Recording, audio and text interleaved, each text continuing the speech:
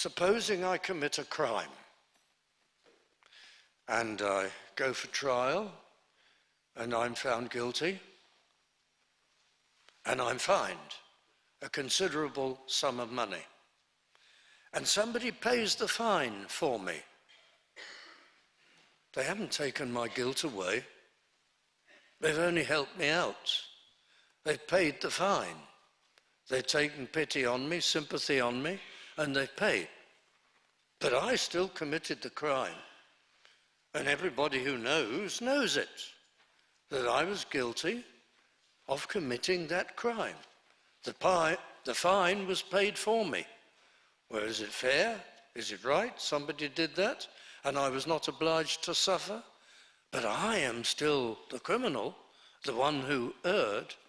Now, dear friends, in the work of Christ, he did not simply pay the fine or pay the price. He actually took our guilt. Now, when we sing in a hymn, "For I am his, and he is mine, forever and forever," you know, that isn't just a sentiment, though it is, and a very rich and precious sentiment, but it's theology. It's sound theology.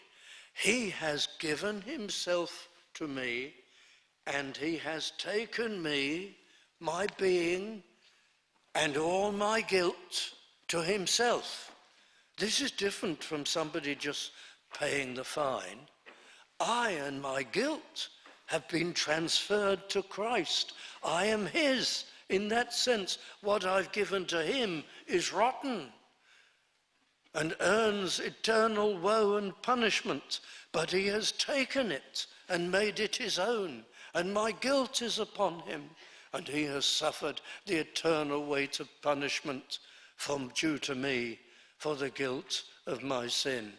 And he has taken of his vast, infinite store and wealth and worth of righteousness and endowed me with that and clothed me with it, so that in the sight of the Father my guilt has gone, and the righteousness of Christ clothes me unto all and upon all, richly describes the transaction.